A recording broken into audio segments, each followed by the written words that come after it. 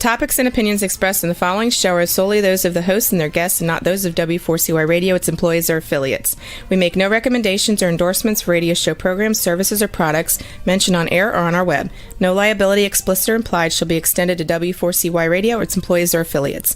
Any questions or comments should be directed to those show hosts. Thank you for choosing W4CY Radio.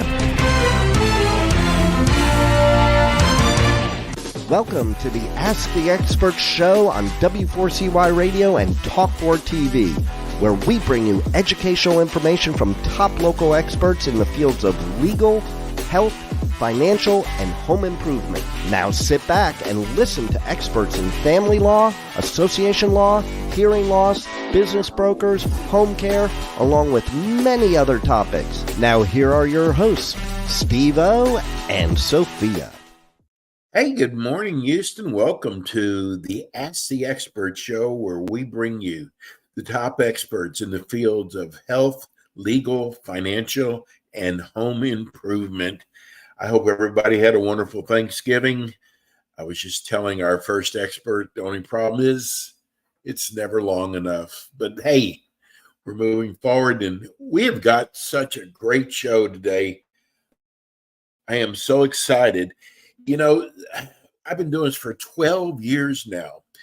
We are in 15 markets. That's a lot of shows just on a weekly basis.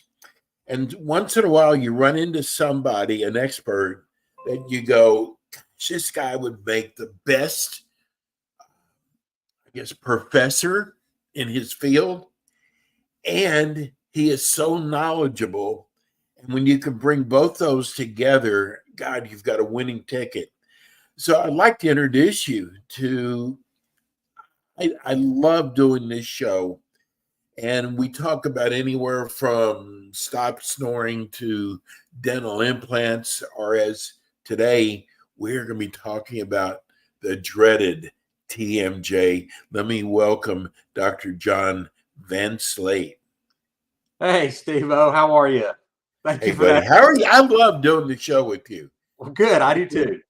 You've got such a dynamic personality. And what I meant was, there are actually, I hate to say, I've got some experts that sometimes you got to shake me to wake me up. But you handle dental implants, stop snoring. Today we're talking about TMJ. Boy, you got to keep somebody's attention. Yeah. And you sure do it on this show. John, tell everybody about your practice.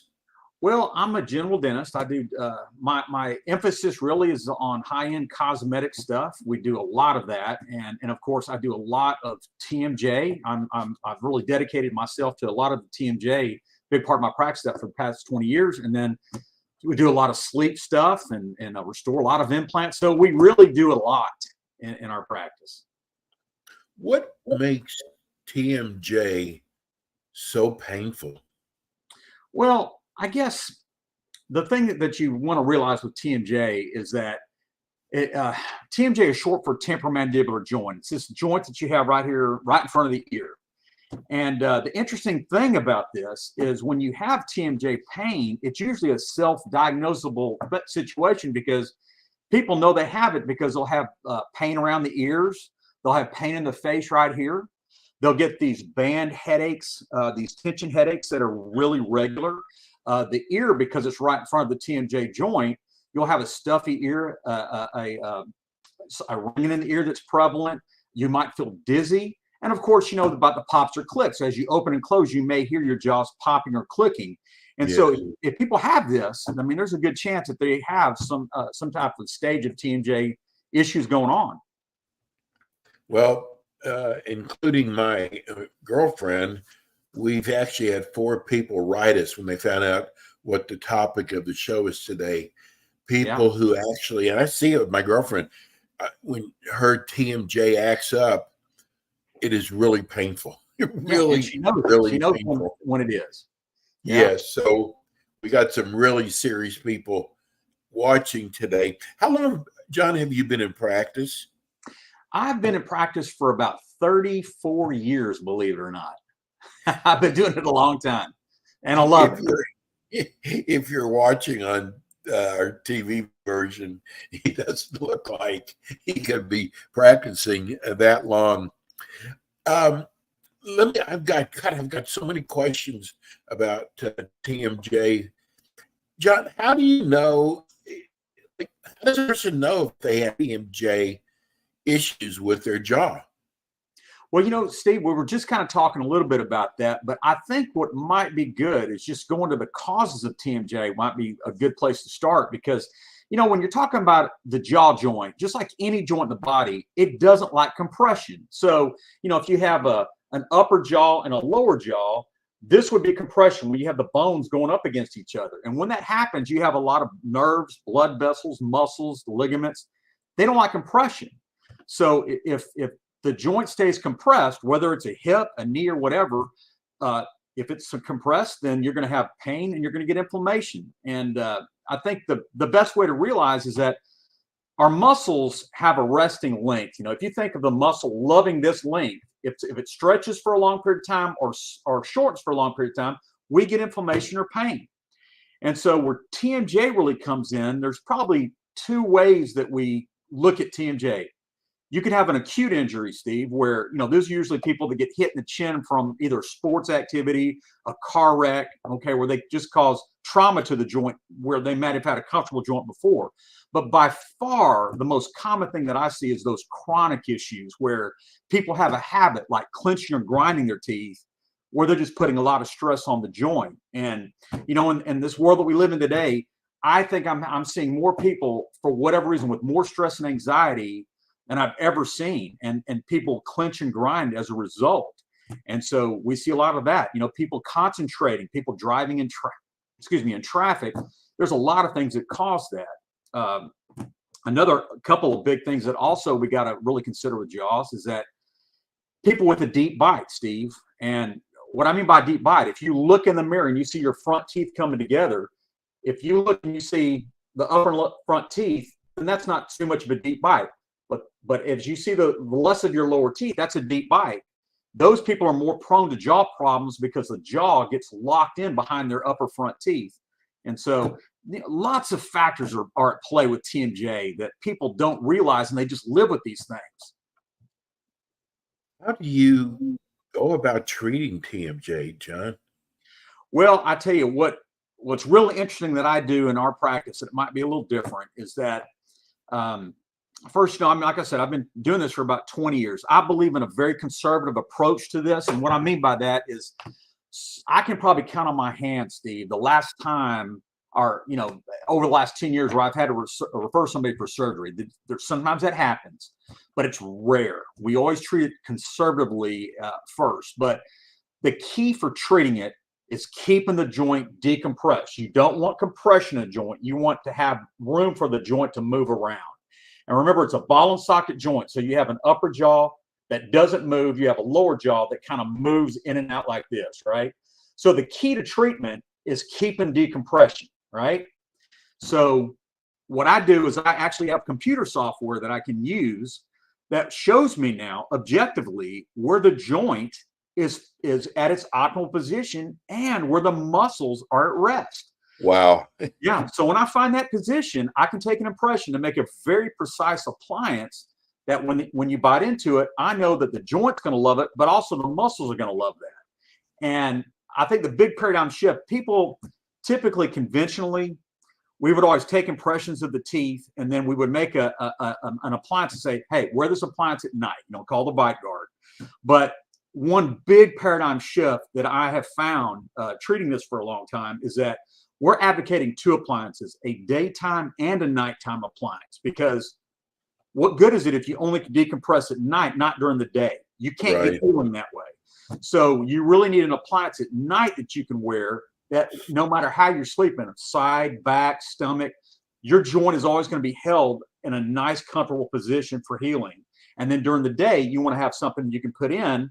And I usually make my appliances on the lower teeth so that you can, they're cosmetically appealing. You can talk better, and they function better that way. But that's what I'm doing. I mean, I'm using two appliances, and I'm using the computer software now to really treat this stuff.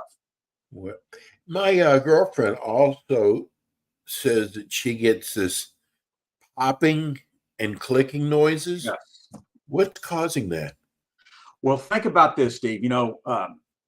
I want to try to keep this as layman terms as possible. Remember how we were talking about you have the upper jaw is like a faucet, the lower jaw. So it's a ball and socket joint, the TMJ joint is. And that joint needs to come in and out very freely, okay? Well, on the lower joint, we have something called an articular disc that just sits right on the joint. And what that articular disc is, it serves as a cushion between the jaw bones, okay? Well, if the joint compresses a lot and there's not room for this disc to stay in its proper position, it will actually fall in front of the joint. As that happens, you can imagine, so we close our teeth together, it clicks. As you open, it clicks again, clicks back. So it's that disc that is clicking on and off the joint. So that's what causes the clicking to happen. And it happens when the joint decompresses. And so it's for me as a clinician, it's easier to fix as somebody closes. If you hear the click closer to where the teeth come together, those are the easy ones to fix with TMJ, just so people will know that. So, well, one good thing is it can be fixed. That's one good thing. Yes. When person has TMJ, does that affect snoring at all? That is a great question, Steve, because yes, that the short answer to that is yes. When we talk about allergies, okay, when people can't breathe through the nose for whatever reason, it can be a deviated septum, but if somebody is not breathing through their nose, they have to breathe through their mouth, right? They become mouth breathers. And when we breathe, we should breathe with our lips closed, and our tongue should be in the roof of the mouth, and we should breathe through our nose comfortably. Now, when we can't do that and we become a mouth breather, okay, we're more prone to snoring and apnea because we're doing that all night long, right? We're just sitting like this and breathing through the nose. So what happens is, because the jaw isn't in its comfortable position with the lips together, it stays down and forward, which stretches the muscles, which causes the tension in the joint. And so it's kind of a vicious cycle. But we see TMJ and sleep issues all the time. That's kind of how I got into it. With sleep, it is just a natural thing because you see it so many times. You got to treat both to really help people. Wow. Somebody just wrote, let me see. Is there anything I could do at home to keep myself from having TMJ? Well, sure. I would just urge anybody out there, if you are having the symptoms we had talked about, it's very important you get that treated and not wait, because time, it's a chronic issue that only gets worse, basically. But yes, if you're going through a particular hard time with your jaw joint, what I tell everybody is you can, if it's an acute injury like an accident, it's best to go with cold packs, 10 minutes on, 10 minutes one side like this, okay? But for everybody else, if it's just your chronic everyday issues, you want to use heat. You want to use a warm compress for 10 minutes on. It can be a warm washcloth that you put in a microwave. It can be a heating pad. Anti-inflammatories, Aleve and Advil probably work better than anything.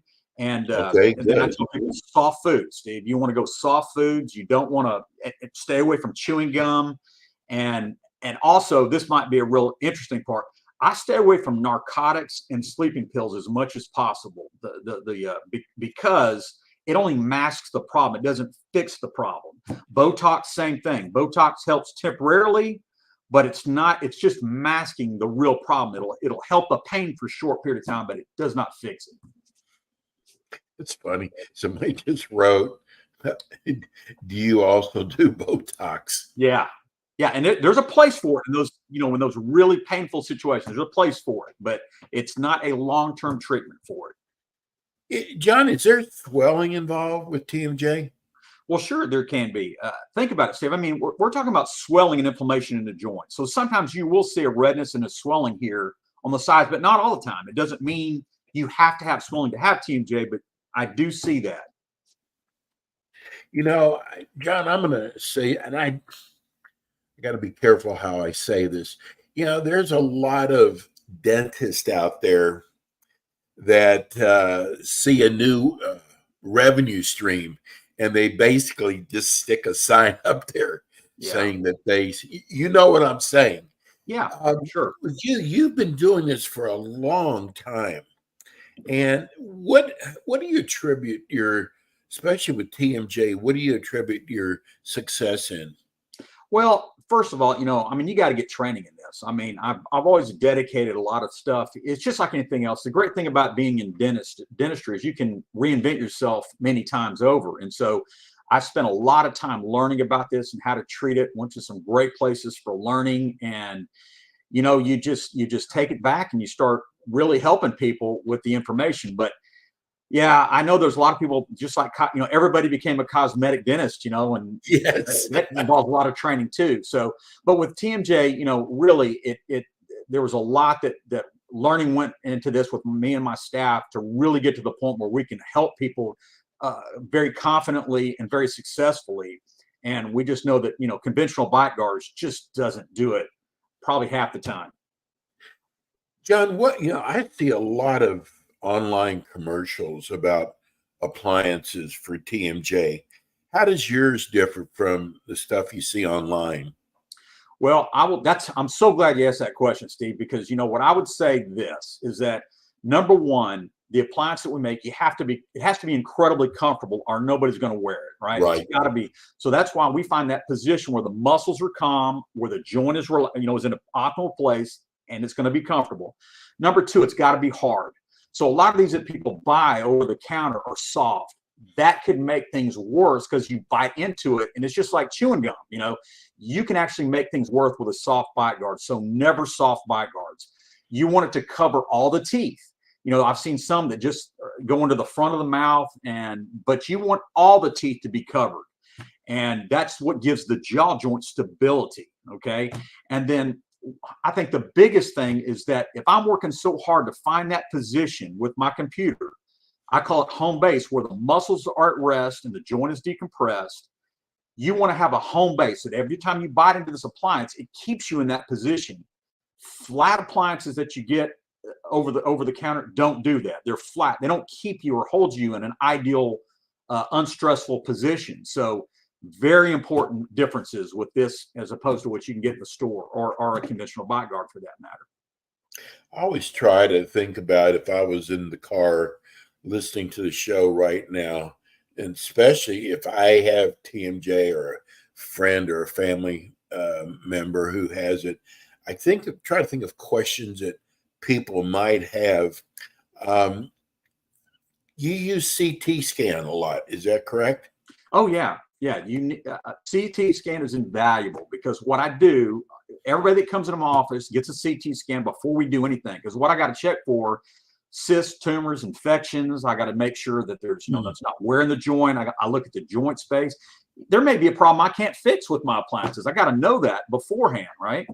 And then then once I have whatever device that I've made, I put that in and take another CT scan to verify that it's helping the joint. So. Yeah, CT scans are pretty important for what we're doing in the TMJ world for sure. I wouldn't do it without it. John, one question. I mean, sometimes TMJ just all of a sudden reacts on you. What would you ask a dentist to see how knowledgeable they are? Because I mean, I got to tell you, I've become so nervous. I'm here in Florida. I wish I was in Houston right now, but I get very nervous now when I've seen so many professionals just add their shingle. Yeah.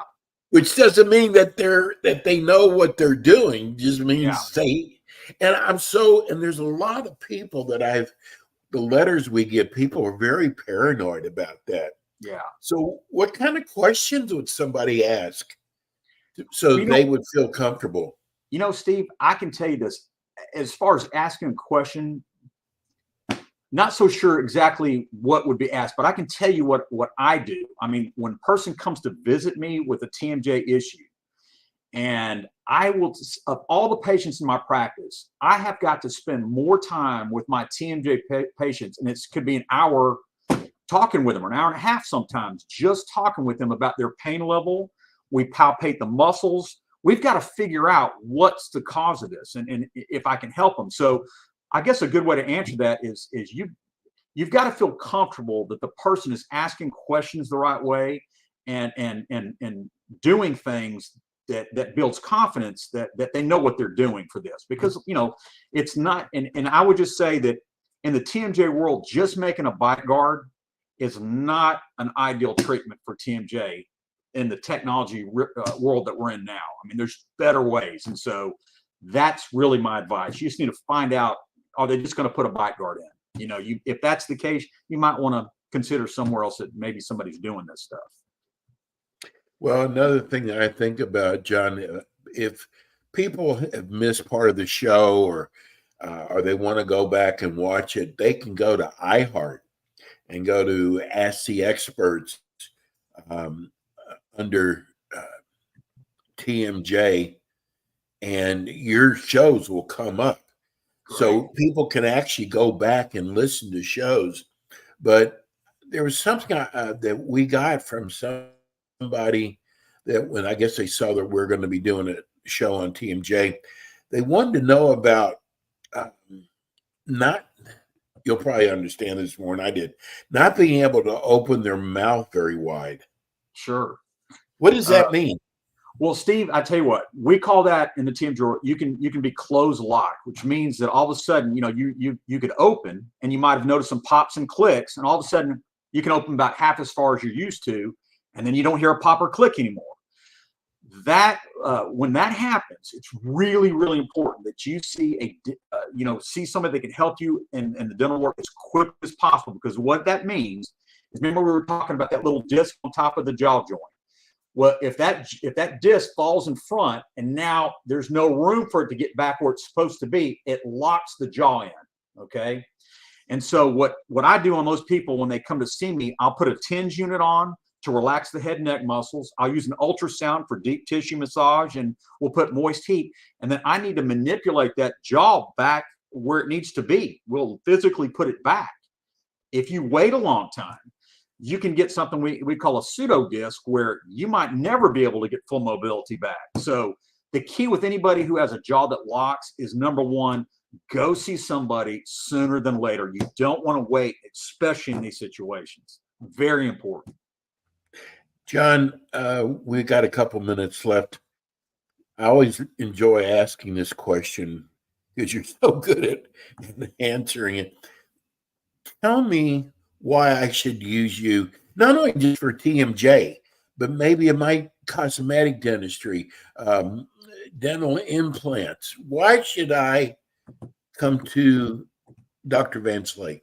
Yeah, well, you know what? I think the best I can give right now is really experience, Steve. I've been doing cosmetic dentistry for 25 years. I've done lots of full mouth reconstruction cases, lots of just beautiful veneer cases. I've done really complex cases, and that just comes with experience. You got to do it, and you've got to believe in what you're doing. I've got a wonderful staff that is incredibly trained, and I'm very fortunate to be where I'm at right now, and I enjoy what I'm doing. So, it all comes into play. Well, you've got a wonderful assistant with Sherry. She is always right on the ball. John, tell people how they can call and make an appointment as well, because we're showing it on the TV version, but I want people who are listening on radio right now, tell them how they can reach you, and also your website. Sure, at 281-886-3164, and that's at drvanslate.com. Very good. John, I can't wait till next month. All right, Steve. Have another show. Have a wonderful Christmas, John. You too, and Steve. Thank you for being part of our show. We're going to go to break. We'll be right back. Thank you. And we are back with the Ask the Expert show on W4CY Radio and Talk4 TV with your hosts, Steve-O, Sophia, and their expert guests. And we are back. Like I told you, today is just an incredible day. We just had Dr. Van Slate on, one of the top cosmetic dentists. And now our next show, which it's not the happiest of subjects, but you know what? If you have a problem, boy, I tell you what, it's so nice knowing that you have somebody who is out there in your corner. I want to introduce you to our expert, Logan Alec of Choice Tax Relief. Good morning, Logan. Good morning, Steve. How are you? I'm doing well. How are you doing? Doing well. I'm excited to be on again. Hey, you know what? We got a couple letters after you were on last time. I guess they knew it was your first time on, and they wanted me to relay to you what a great job you did, which I already knew that already. Um, I want to start off the show, and I also want to get it on there for our or I just went blank because someone wrote us about our show, but on our scroll, give everybody your phone number, Logan. It is 866-6000-TAX. That's 866-6000-8299. Okay, we got a bad connection here. Let me try it one more time. 866-8000-TAX, which is 866-8000-829. 829. Okay. Sorry, Hope may I Rebels. interrupt for a moment? Logan, you sound like a robotic a little bit. Okay, it said my mic was giving me some trouble. I'm gonna disconnect It's staticky. just use the laptop mic. That's better. Okay. Yeah, I don't know. My USB mic was giving me some trouble, but I'll just use the Okay, laptop. let's do the phone number one more time so Logan can get it up there on the screen. So Rebel can get it up there on the screen. Yeah, it's 866-8000-829. Okay, great. Well, anyway, you did such a great job last time you were on the show. And gosh, tax relief is not the greatest of subject, but you know what? We got to make the playing field a lot more level because the IRS is incredible negotiators and not for you, for them. Is that correct? That's correct. And sometimes they hold all the cards because they're the ones that have the legal right to go in and start taking your stuff. They don't need to get a court order to do it. They can just say, we think you owe us this. Now we're going to drain your bank account. Now we're going to levy your wages. And if you're a business owner, they can even send notices to your customers saying, don't pay you, pay us. Because Oh my gosh. yeah. So, and that's that. And apart from not getting that cash flow from your customers on your accounts receivable, that can really, we've seen that ruin relationships between business owners and their customers, because in the customer's mind, they're thinking, well, gee, if they must be having trouble, if they're having tax problems with the IRS, do I really want to continue doing business with them, or should I look for another vendor? So the Exactly. IRS can really wreak havoc in people's lives, business owners' lives, and oftentimes, frankly, they do hold all the cards in those negotiations. You know what I love about your practice, Logan, is you're also a CPA. And when somebody has not filed for taxes and the government comes in and does it for you, Yeah. you don't want them doing that. So you want to have someone who can go back and put your however many years you're behind, and you're able to do that. Yes, that's exactly right. And yes, I am a CPA. Now, what some CPAs might do is just they'll prepare all those back tax returns you haven't filed, but sometimes that's actually not the best strategy. Sometimes we can talk to and negotiate with the IRS, kind of cut a deal and say, look, I mean, so and so hasn't filed in 20 years, but they've lost records, blah, blah, blah. Let's only file the last X number of years, make a deal on whatever he or she owes for those years and move forward. They're going to be a good compliant taxpayer going forward, but let's cut a deal here. And many taxpayers going to these negotiations, they don't know that they can even bring that up, that's even on the table. And some CPAs who don't specialize in tax relief, they just want the fees to file those, those decades of returns, when that might not be the right answer and puts you in the best spot. So there's a strategy to it. If the IRS does do SFRs for you, substitute for returns, that's when they go into your taxes for you. That, as you said, that is a terrible thing because they don't give you any deductions for your business. Right. So they're going to look at that gross 1099 that you got. If it says 300,000, they're going to say, well, guess you made 300,000 this year, even though you might have only netted 100 or 50 or 150 or something. Right? They're not going to give you credit for your kids. If you're married, they're going to assume you're married filing separately, which is generally worse filing status. They're not going to give you any itemized deductions. They're going to force a standard deduction on you. You don't want to be in that spot. It is better to come clean and deal with the issue before the IRS takes that step of filing substitute returns for you. You're going to be dealing with a lot of new agents, aren't you? Oh, yeah. The IRS got a billions and billions of dollars through the American Rescue Plan Act that they're going to be allocating here over the next few years. We've already seen them ramp up the collection notices that were paused during COVID. During COVID, there's these standard notices that they paused for years now. Now they got this new money. They got new personnel to work the cases. They're sending a lot of these collection notices out again. And frankly, our phone's just been really ringing off the hook because they're back in the swing of things when it comes to collections. Logan, you and I talk about things that we want to talk about on the show, but somebody wrote me as they knew you were coming on today. Can you talk about some of the scams that are out there? Because it seems like a lot of people are getting scam notices, right? And they aren't even the IRS.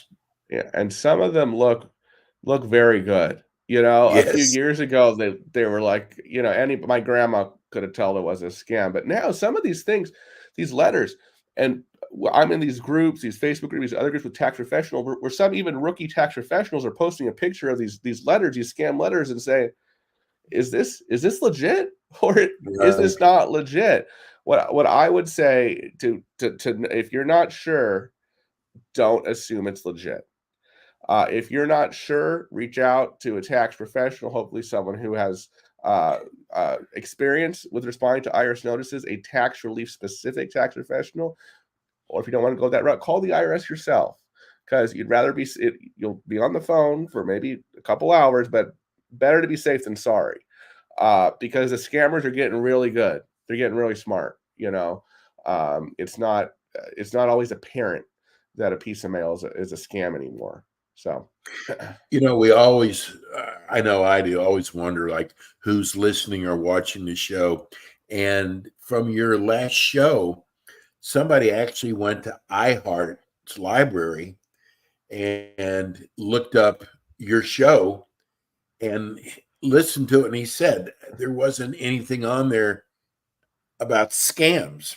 Oh, dang, that was one of the reasons why I wanted to bring it up, because I was like, you never know who's listening. I mean, here's a guy who went back to the library of iHeart, which is huge, just to hear your show.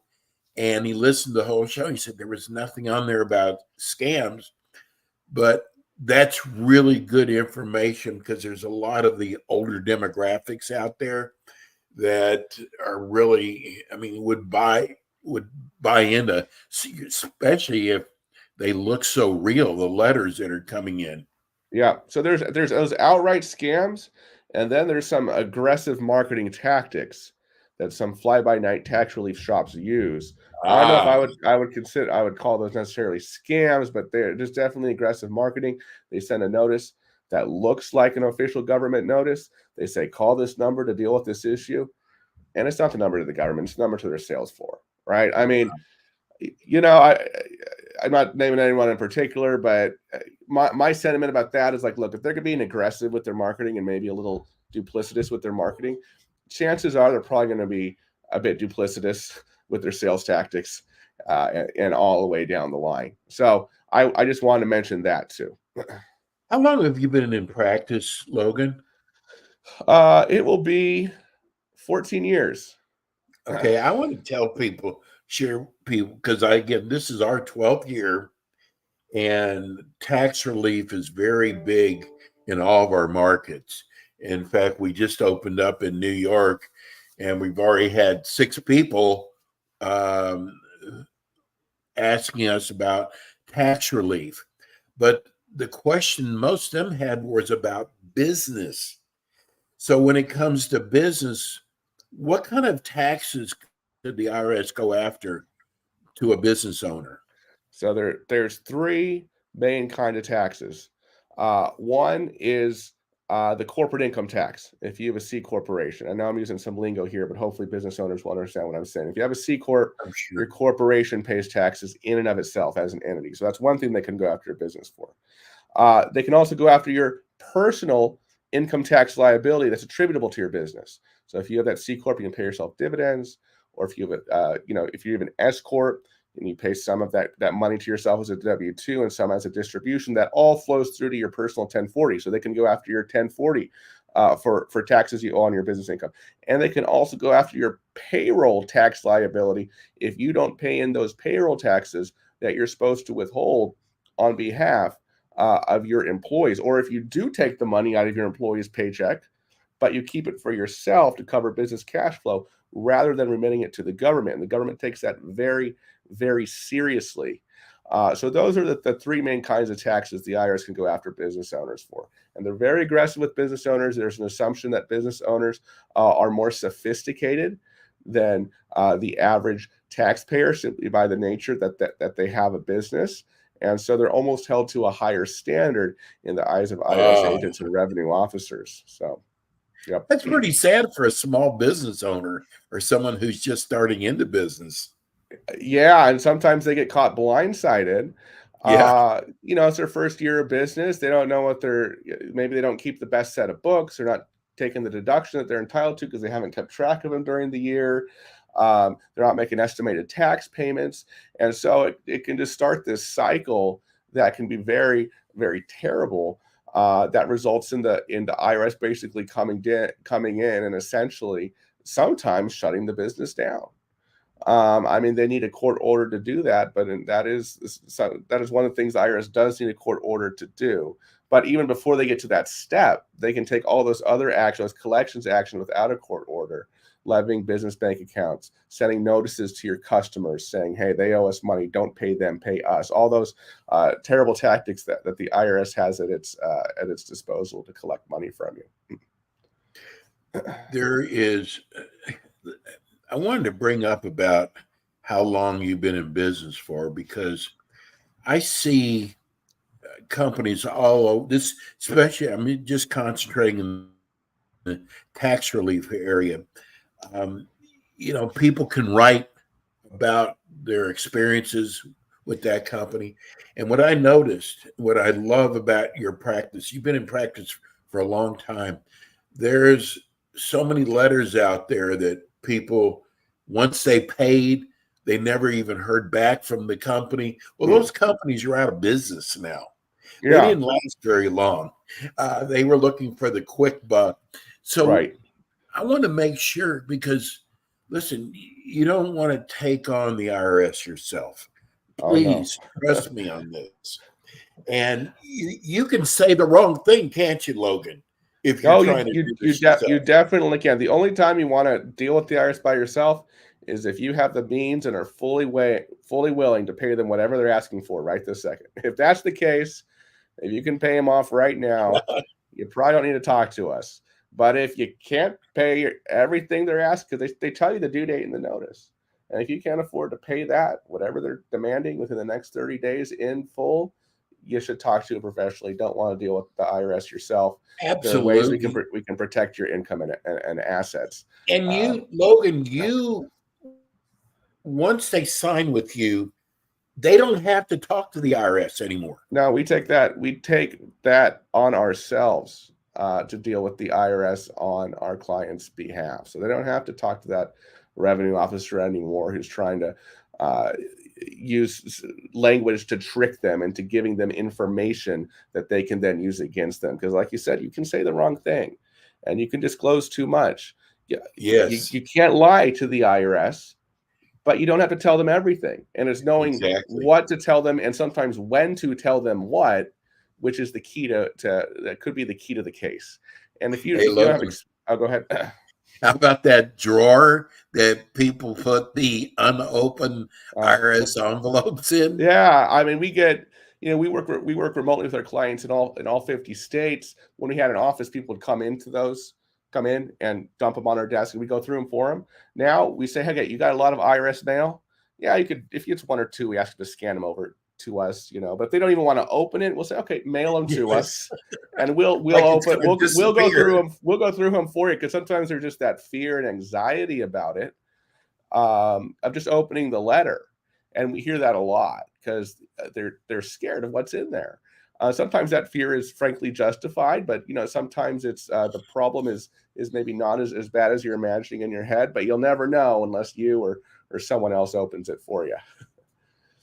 We just got another text message. Actually, this is from Albany, New York. Enjoying the show. Is it expensive for your service? We because we are a CPA firm, we do. What's We do. expensive anyway? Yeah. So what's expensive, right? I mean, I'll just tell you, we're not as expensive as some of these big shops who will charge you, $10,000 for a relatively straightforward case, and then you don't hear from them for months, right? Because you're paying for their advertising. Right. But I'll say, for our services, just with the level of service we provide, we're not bottom of the barrel prices either. I'd say we're not the most expensive. We're not the cheapest shop in town, but we believe we're fair. But yeah, it depends what expensive means.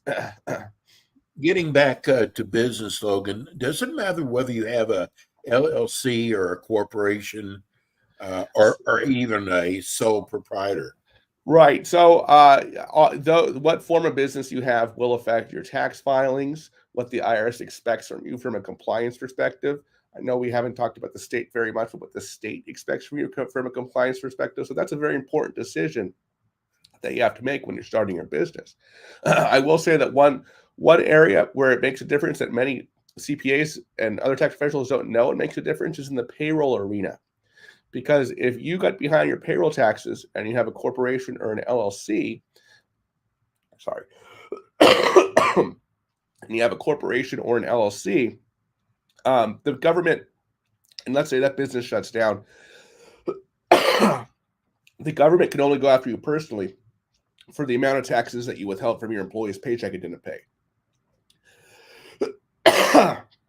Not the business's share of payroll taxes. If you're a sole prop, you're liable for all of it, even if the business shuts down. So, sorry, I'm a bit under the weather. I've had this coughing episodes, and we understand. A little cold. Trust me, yeah, we understand. It's really amazing that I want people to understand. You might have a friend in Phoenix, Arizona, let's say, and you know that they're having difficulties with the IRS. You can actually have them call Logan. He can handle. It does not matter what this. These are federal laws, and he can handle. It doesn't matter what city you're in. Is that correct, Logan? That's correct. We work with the IRS. IRS is a national thing. We also represent taxpayers before their states.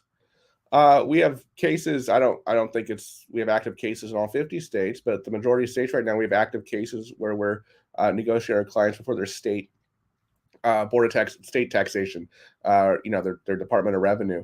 We also have clients around the world because a lot of people, they try to run away from the IRS. I move in, to Southeast Asia.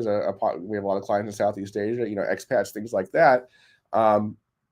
Now they're trying to come back home and they find out that they can't renew their passport because they have tax issues.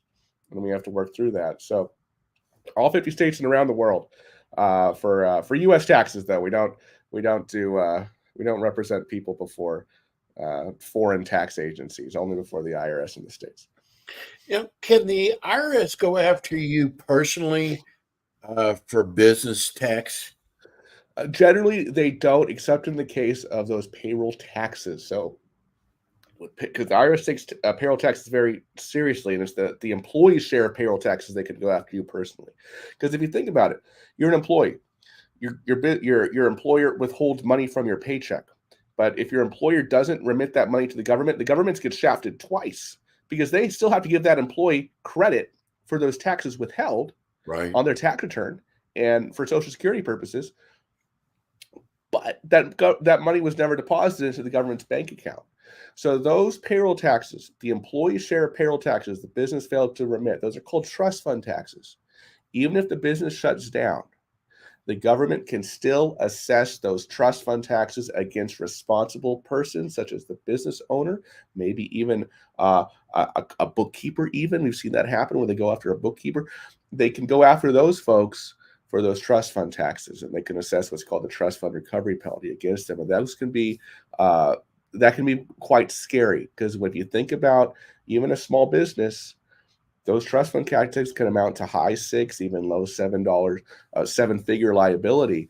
And if the business is shut down, they don't have the money to pay it, and the IRS is going to be looming over their head for a long time. So, and a little trick here is, sometimes what we recommend folks is, okay, pay down the trust fund portion of the taxes before you shut down your business, and then let the other share of the business taxes die with the business, so you don't have any personal assessment. This probably might be getting a little too technical, but they can't. Bottom line, for certain taxes, the IRS can go after you personally. We have a few more minutes. Can you tell everybody what a trust fund recovery penalty is? So that is when the IRS goes against a responsible person, such as a business owner, personally, for the share, for the employee's share of Social Security, Medicare, and federal income tax withholding taxes that the business failed to remit. Corporate income tax, they're not going to go after you personally. If you don't give the government its due when it comes to the taxes you take out of your employee's paycheck, the IRS can go after you personally for that through the trust fund recovery penalty. My final question, and you can be as humble as you want, but why should I use your firm, Logan? Well, there's experience. I've been a practicing CPA in this field for 14 years, and this is what we specialize in. It's not like we do, tax planning, and we have a large, 1040 mil shop, and we do 401k audits. This is all we do. This is all myself and my staff do day in and day out, is represent taxpayers before the IRS. Also, we're transparent. A lot of these shops, they're anonymous. Right. You're right. You look them up. All their names are kind of the same. You go to the website, you can't find out who owns it. You even look at the Secretary of State website. It's owned by some LLC. That's owned by some corporation. That's owned by. We're transparent. I'm the owner. You can see our staff on our website. We have EAs, CPAs, former IRS revenue officers. So experience and transparency is how I would answer that question. Let's give everybody your phone number again. It is 866-8000-TAX. That's 866-8000-829. And give them your website too. It's Choice Tax Relief. If you'd like to book a consultation rather than calling us, there's a on the menu there, free consultation. Takes you to our calendar. You can book a time slot right then and there. I think we're filled up for the rest of the month, but I think we have some openings on December 1st and going forward. Bro, I love doing the show with you. Such great information. Logan will be back with us again next month with more Ask the Experts. Logan, thanks, buddy. Yeah, thanks, Steven. It's great talking to you again. Same here. That he is so knowledgeable. That's it for us today. Thank you again. We'll be back with you again next week with more Ask the Experts. Thank you, Rebel. See you soon. Thanks for tuning in today to the Ask the Expert show on W4CY Radio and Talk4 TV. Tune in next week and every week to hear more from our experts on personal injury, insurance, air condition repairs, estate planning, Medicare, and many other topics in the areas of legal, health, financial, and home improvement. See you next week.